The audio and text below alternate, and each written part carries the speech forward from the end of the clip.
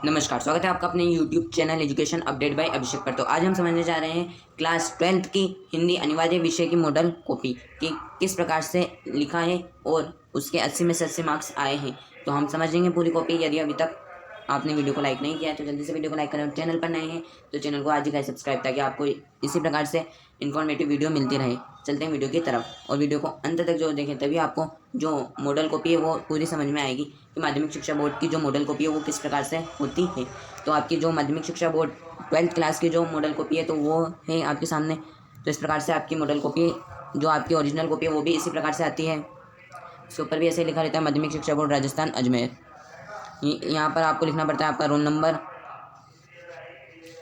Number शब्दों में और अंकों में दोनों में लिखना रहता है। फिर उसके बाद में आपको अपना माध्यम सेलेक्ट करना है कि आप हिंदी माध्यम से हैं कि या अंग्रेजी माध्यम से हैं, वो आपको सेलेक्ट करना है। फिर उसके बाद में आपको अपना विषय लिखना है। विषय लिखने के बाद आपको परीक्षा का दिन, याद रखें परीक्षा का दिन आपको सही लिखना है और दिनांक लिख देनी है जिस दिन आपकी परीक्षा है।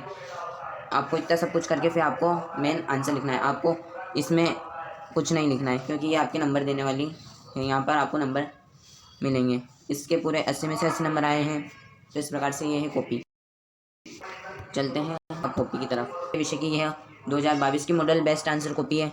तो इसमें जो अबसद है उनके आंसर कुछ इस प्रकार से लिखे हैं कि उनने एक सारणी बना दी, तो फिर उसके बाद में उन्होंने अबसद के आंसर इस प्रकार से लिखे हैं। यदि आप चाहें तो इसी प्रकार से सारणी बनाकर कर सकते हैं, या तो फिर आपको ऐसा करना है उत्तर बराबर, जैसे प्रश्न नंबर 1 डाल के फिर उत्तर बराबर 1 लिख के फिर उसको आपको आंसर लिख देना है, फिर दूसरा उत्तर लिख के फिर आपको आंसर लिख देना है। तो इस प्रकार से आपको अबसद वाले क्वेश्चन करने हैं। आपकी इच्छा हो तो आप सारणी बनाकर भी कर सकते हैं, आपकी इच्छा हो तो आप डायरेक्टली भी लिख सकते हैं। रही बात रिक्त स्थान की, तो सेकंड क्वेश्चन रिक्त स्थान में है खंड अ में। और सबसे महत्वपूर्ण बात, आपको खंड अवश्य लिखने हैं। क्या लिखने हैं? खंड। जैसे आप खंड अ कर रहे हो तो खंड अ लिख के फिर आपको प्रश्न नंबर डालते हुए चलना है। फिर उसके बाद में आपके सामने अगला क्वेश्चन आता है रिक्त स्थान का। तो रिक्त स्थान आपको कुछ इस प्रकार से लिखने हैं कि आपको डायरेक्टली आंसर लिख देने हैं। आपको यूँ नहीं कि पहले प्रश्न लिखो फिर उसके बाद में आंसर, फिर उसके बाद में फिर प्रश्न। तो इस प्रकार से रिक्त स्थान नहीं करने। रिक्त स्थान में भी आपको जैसे क्वेश्चन नंबर डाला और फिर उसका पहला दूसरा, तो इस प्रकार से आपको आंसर लिख देने हैं पारिभाषिक शब्दावली से संबंधित। तो इस प्रकार से ये पारिभाषिक शब्दावली का लिखा है। तो इस प्रकार से ये हो जाते हैं क्वेश्चन। तो उसके बाद में आपके ये भी उसी टाइप के क्वेश्चन है, मतलब ये अति लघुत्तरात्मक टाइप का क्वेश्चन है। तो आप अति लघुत्तरात्मक टाइप के क्वेश्चन खंड अ में होते हैं, अभी भी खंड अ में ही है। तो उसके बाद में आ जाता है आपका खंड ब। क्या आ जाता है? खंड ब। इसमें आ जाता है आपके लघुत्तरात्मक प्रश्न। तो इस प्रकार से लघुत्तरात्मक प्रश्न का आंसर दिया है, यानी कि आप इसके पेपर पैटर्न को समझें कि किस प्रकार से इसने लिखा है। या चाहे तो आप इसको थ्योरी वाइज भी लिख सकते हैं या पॉइंट वाइज भी लिख सकते हैं। पॉइंट वाइज लिखने पे ये आपको बेनिफिट मिलेगा, आप परीक्षक है तो वो अच्छे नंबर देगा, पूरे में से पूरे नंबर देने के ज़्यादा चांसेस रहते हैं यदि आप पॉइंट वाइज लिखोगे तो, ताकि वो समझ जाएगा। जैसे 2 नंबर का क्वेश्चन है तो उसमें आप 4 पॉइंट लिख दें वो काफ़ी है, या 8 पॉइंट भी लिख सकते हैं, तो वो इस प्रकार से चेक कर लेगा। अब बात करते हैं क्वेश्चन नंबर 5 की। क्वेश्चन नंबर 5 में भी आपके वही है क्वेश्चन। तो इस प्रकार से ये क्वेश्चन आ जाते हैं आपके सामने। क्या जाता है आपके सामने खंड, फिर आ जाता है आपके सामने खंड स। खंड स में आता है आपके द्विगुत्रात्मक टाइप के क्वेश्चन। तो इस प्रकार से लिख रखे हैं हमने क्वेश्चन, तो इसको पूरे में से पूरे नंबर मिले। इसमें का कवि परिचय या लेखक परिचय, तो इस प्रकार से लिखना है। कवि परिचय और लेखक परिचय में ये बात का विशेष ध्यान रखना है कि कवि परिचय लेखक परिचय में आपको उनकी जो पुस्तकें हैं इनके नाम अधिक लिखने, तभी वो नंबर देगा पूरे में से पूरे। जिस प्रकार से इसने लिखा है कि एक राय बच्चन का जन्म 1907 उत्तर प्रदेश में हुआ था। उनकी प्रमुख रचनाएं मधुशाला, मधुकलश, निशा निमंत्रण आदि है। तो इस प्रकार से जो पुस्तकें हैं तो उन पुस्तकों का आप नाम लिख दोगे जो उन्होंने रचनाएं की है, तो इस प्रकार से आपको पूरा नंबर मिल जाएगा कवि परिचय या लेखक परिचय में। अब बात करते हैं खंड नंबर द की। इसमें आ जाता है आपके सप्रसंग व्याख्या। तो ये आ जाती है आपके सप्रसंग व्याख्या। तो सबसे पहले आपको संदर्भ लिखना है। संदर्भ में आपका क्या आएगा? आपकी पाठ्यपुस्तक से संबंधित जानकारी, जैसे प्रस्तुत पद्यांश हमारी पाठ्यपुस्तक आरोह भाग रुबैया से लिया गया है। आपको संदर्भ प्रसंग, इससे क्या है कि एग्जामिनर ने फिक्स कर रखा है कि ये 2 नंबर देगा। या तो आप प्रसंग भी बड़ा लिख दें तब भी 2 नंबर देगा, या आप अलग अलग करके लिखेंगे तो क्या अच्छा इंप्रेशन जमेगा। तो इस प्रकार से आपके पूरे नंबर मिल जाएंगे।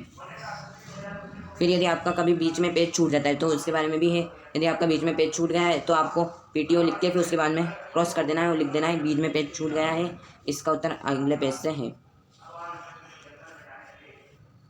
तो ये फिर आपको इस प्रकार से व्याख्या लिखनी है। व्याख्या लिखने के बाद आप विशेष जरूर लिखें। क्या लिखें? विशेष जरूर लिखें।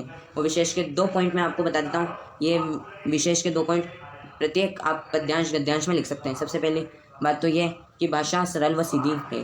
क्या है? भाषा सरल व सीधी है। दूसरा, आपको लिखने में अलंकारों का बहुत सुंदर प्रयोग किया गया है। यदि आपको विशेष में कुछ याद नहीं आ रहा कि कौन सा अलंकार का प्रयोग किया है या क्या लिखना है, कुछ समझ में नहीं बैठ रहा, तो आपको ये लिख देना है कि इस गद्यांश लिख रहे हो तो इस गद्यांश की भाषा सरल व सीधी है और इसमें अलंकारों का चमत्कारिक प्रभाव पड़ा है।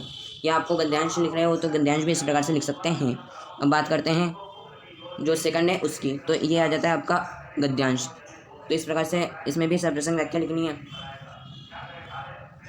देखा है आपके विज्ञप्ति, तो इस प्रकार से विज्ञप्ति लिखनी है। विज्ञप्ति का जो मॉडल है वो इस प्रकार से आएगा कि सबसे पहले आपको हेडिंग डालनी होगी, फिर उसके बाद में दिनांक, फिर पत्र क्रमांक, फिर उसके बाद में बीच में आपको विज्ञप्ति हेडिंग डालनी है। फिर उसके प्रकार से मतलब इस प्रकार से लिखना है। आपको पूरी डिटेल लिख के फिर सचिव लिख देना है। फिर उसके बाद में ये निबंध किस प्रकार से लिख रखा है। निबंध लिखने का एक और तरीका मैं आपको बताता हूँ। निबंध में आपको इसी प्रकार से पॉइंट बना के तो लिखना है, लेकिन आप इस प्रकार से भी लिख सकते हैं। पहला पॉइंट डाल देंगे, दूसरा, तीसरा, चौथा, पाँचवा, यानी कि आपको जैसे 5 पॉइंट लिखने हैं निबंध में, तो आपको 5 पॉइंट एक साथ डाल देने हैं। फिर उसके बाद में आपको लिखना है 1 में प्रस्तावना, फिर उसके बाद में बढ़ती महंगाई के कारण, फिर इस प्रकार से आपको लिखते हुए चलना है। फिर आप ये लिख देंगे, फिर आपको वापस से लिखना है नंबर 1 डाल के प्रस्तावना, ताकि क्या आपका जो निबंध है वो बड़ा दिखे। तो आपको इस प्रकार से ये बढ़ती महंगाई का इसने लिखा है निबंध, तो ये प्रस्तावना इस प्रकार से 4-5 लाइन की आ जाएगी। फिर उसके बाद में बढ़ती महंगाई के कारण, बढ़ती महंगाई के दुष्परिणाम, महंगाई को नियंत्रित करने वाले कारण, फिर उपसंहार। तो इस प्रकार से जो ये कॉपी है ये पूरी हो जाती है। इस लड़के को मिले हैं 79.5 मार्क्स। कितने हैं? 79.5। तो इसमें हो गए पूरे 80 मार्क्स। तो इस प्रकार से आपकी कॉपी है। फिर उसके बाद में आपको अंत में लिखना है समाप्त। क्या लिखना है? समाप्त लिखना है। फिर उसके बाद में आपको प्रत्येक पेज जो है वो इस प्रकार से काट देने हैं। प्रत्येक जो पेज है वो आपको काट देने हैं। तो इस प्रकार से जो आपकी मॉडल बेस्ट आंसर कॉपी है हिंदी अनिवार्य की, तो वो आज हमने अच्छी तरह से समझ ली है। यदि आपको वीडियो पसंद आए तो वीडियो को करें लाइक, और चैनल पर नए हैं तो चैनल को आज ही करें सब्सक्राइब, ताकि आपको इसी प्रकार से जो इन्फॉर्मेटिव वीडियो है वो मिलता रहे। साथ ही आप हमारे Telegram channel education update by Abhishek को भी ज्वाइन कर सकते हैं। मिलते हैं किसी नेक्स्ट वीडियो में किसी नए टॉपिक के साथ। तब तक के लिए धन्यवाद।